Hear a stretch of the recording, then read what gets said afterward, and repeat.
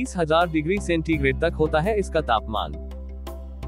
हर second 40 बार बिजली गिरती है, मतलब दिन में करीब 30 लाख बार। ये सभी बिजली जमीन से नहीं टकराती, इनमें से बहुत सी बादलों से बादलों पर गिरती हैं। दरअसल बादलों में नमी होती है। यह नमी बादलों में जल के बहुत बारीक कणों के रूप में होती है। हवा और जलकणों के बीच घर्षण होता है। घर्षण से बिजली पैदा होती है और जलकण आवेशित हो जाते हैं, यानी चार्ज हो जाते हैं। बादलों के कुछ समूह धनात्मक तो कुछ ऋणात्मक आवेशित होते हैं। धनात्मक और ऋणात्मक आवेशित बादल जब एक दूसरे के समीप आते हैं तो टकराने से अति उच्च शक्ति की बिजली उत्पन्न होती है। इससे दोनों तरह के बादलों के बीच हवा में विद्युत प्रवाह गतिमान हो जाता है। विद्युत धारा के प्रवाहित होने से रोशनी की तेज चमक पैदा होती है। आकाश में यह चमक अक्सर 2-3 किलोमीटर की ऊंचाई पर ही उत्पन्न होती है। चमक के पैदा होने के बाद हमें बादलों से गर्जना भी सुनाई देती है। दिमाग में प्रश्न उठता है कि बिजली चमकने के बाद बादल गरजने की आवाज क्यों सुनाई देती है। दरअसल हवा में प्रवाहित विद्युत धारा से बहुत अधिक गर्मी पैदा होती है। हवा में गर्मी आने से यह अत्यधिक तेजी से फैलती है और इसके करोड़ों अणु आपस में टकराते हैं। इन अणुओं के आपस में टकराने से ही गरज की आवाज उत्पन्न होती है।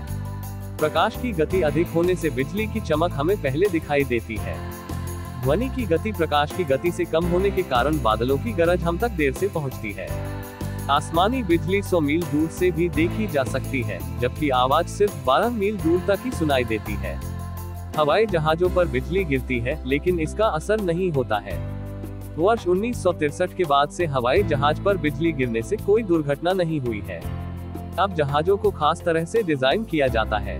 अधिकतर हवाई जहाज एल्यूमिनियम के बने होते हैं, जो बिजली को जहाज के चारों ओर फैला देता है और अंदर नहीं जाने देता। ईंधन की टंकी को भी बिजली के खतरनाक प्रवाह से गुजारा जाता है, ताकि किसी तरह के विस्फोट की संभावना न रहे। वर्ष 1998 में अफ्रीका के कांगो में फुटबॉल के मैच के दौरान अचानक बिजली गिरने से 11 खिलाड़ियों की मौत हो गई थी। बिजली गिरने के सबसे ज्यादा चांस दोपहर को होते हैं और यह इंसान के सिर, गले व कंधे पर सबसे ज्यादा असर डालती है। स्टैच्यू ऑफ लिबर्टी पर हर साल 600 बार बिजली गिरती है। यदि बारिश नहीं हो रही और बादल भी न हो, तो भी आप बिजली से सुरक्षित नहीं हैं, क्योंकि बिजली तूफान के केंद्र से 3 मील दूर तक गिर सकती है। हमें गिरती हुई नहीं बल्कि गिरकर वापस उठती हुई बिजली दिखाई देती है।